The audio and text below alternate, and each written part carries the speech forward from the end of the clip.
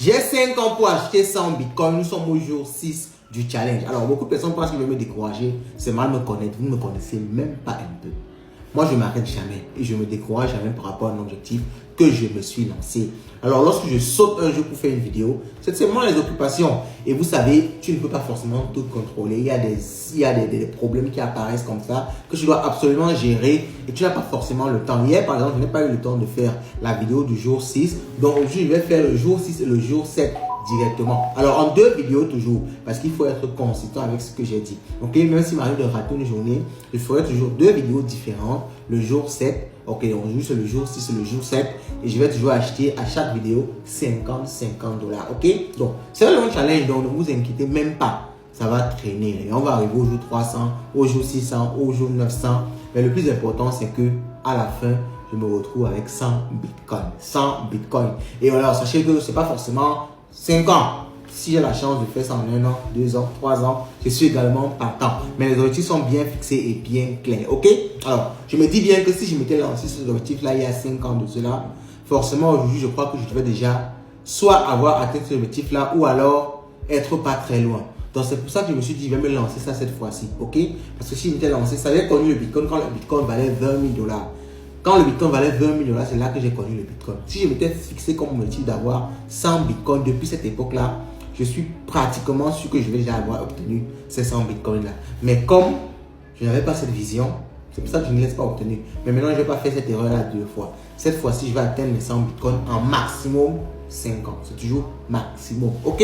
Bon, aujourd'hui, comme vous le savez, à chaque épisode, on va parler d'un sujet d'actualité avant de passer à l'achat proprement dit. Et le sujet qui va nous intéresser aujourd'hui, c'est de la manipulation de marché. Alors, plusieurs sources, plusieurs médias ont révélé que apparemment, parce que vous savez qu'il n'y a pas encore de preuves concrètes, surtout que Trump est au pouvoir, il s'agit bien de lui, Donald Trump manipulerait les marchés pour se faire de l'argent. Parce qu'on a constaté qu'à chaque fois qu'il fait une annonce, 5 minutes avant son annonce, il y a des gros traders qui prennent des positions. On ne sait pas d'où ils sortent. Ils prennent des positions soit vers la hausse, soit vers le bas. Donc, tu te rends compte que, je vais dire ça comment? Tu te rends compte que quelqu'un, 5 minutes avant une annonce de Donald Trump, il parie sur le fait que le dollar va monter ou bien alors que les actions vont chuter. Ok? Donc, par exemple, récemment, on a vu un monsieur, 5 minutes avant l'annonce de Donald Trump concernant l'Iran, il a parié que les actions devaient monter et que le pétrole devait chuter. Ok? Donc, il a pris comme ça un trade sur les actions et sur le pétrole. Alors, et Donald Trump est venu annoncer que avec l'Iran, ils ont passé un good deal.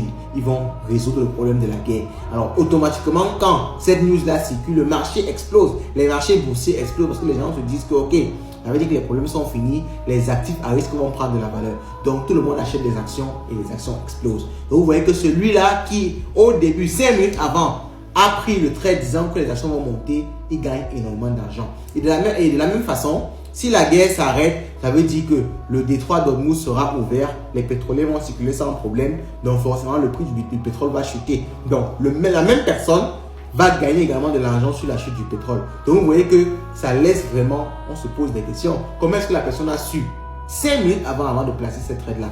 Ce sont des questions qu'on se pose et forcément c'est ce qu'on appelle des délits d'initiés. Des gens qui ont des informations privilégiées et qui les utilisent pour pouvoir gagner sur les marchés financiers. Ça c'est quelque chose de très grave et je connais les États-Unis. Je suis sûr qu'il y a déjà une équipe du FBI, une équipe d'enquête qui est en train d'enquêter sur ça et tôt ou tard on va avoir les news de ce qui se passe en réalité. Ok? Donc on ne va pas traîner et on va directement passer à mon achat quotidien. Donc je partage mon écran comme d'habitude, vous le savez. J'ouvre l'application Light Exchange. Ok? J'ouvre l'application Light Exchange. Je suis à 950 $ parce que j'ai acheté 5 fois avec le jour 5. Je vais directement en convert. Je choisis Bitcoin.